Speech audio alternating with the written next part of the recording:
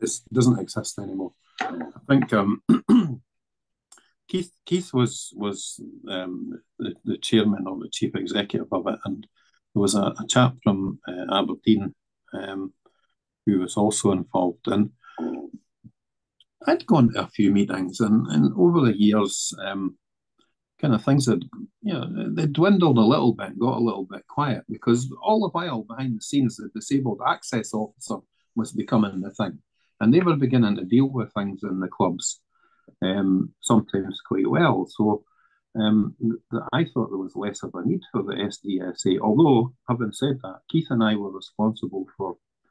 I went to a League Cup game against Kilmarnock. It was an evening match. It was in the winter time, and freezing, raining, and the bus parked about at least half a mile from the ground. So you've got elderly people and disabled people having to make their way from some kind of industrial estate to the ground and back again in the most inclement weather. And I'm thinking, like, there's something wrong. Like, this is, we're in the 21st century here. This is not the medieval times. So I raised it with Keith, and cut a long story short, we ended up meeting with the second most senior police officer in the country at the time.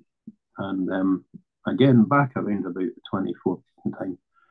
And he said, well, if we can have the G7 summit and the Ryder Cup and the Commonwealth Games, then we can get people to a stadium and buses to a stadium.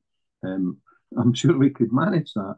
And we didn't even have to knock on that door. He flung it open for it. He got his police officers everywhere. Every ground has a police officer attached to it.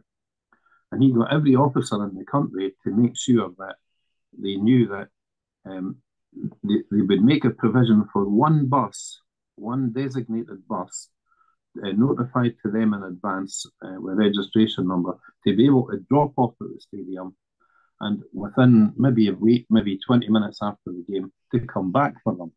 That had never happened before, and anywhere around the country, that was then the way that it would be done. So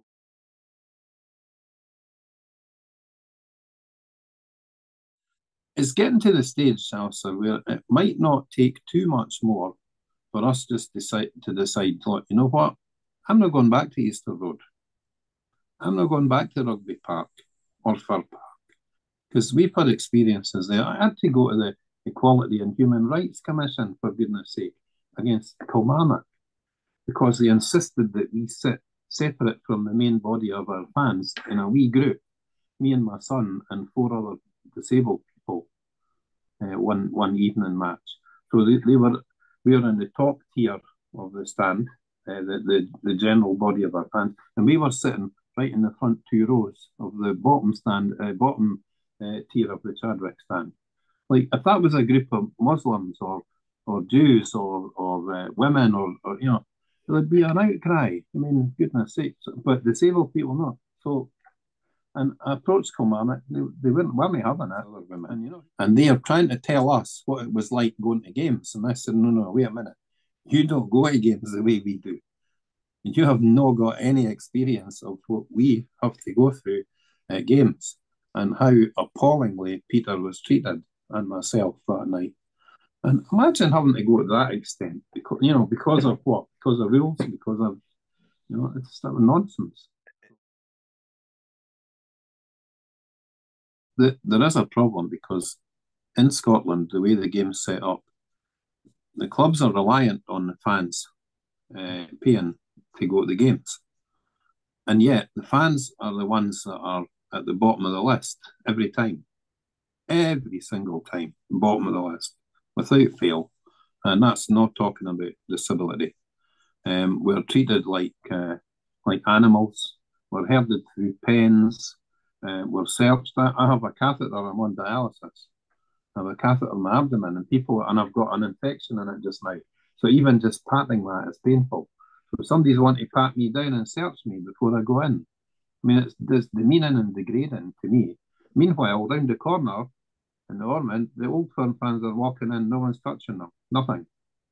And I think the fans are treated appallingly.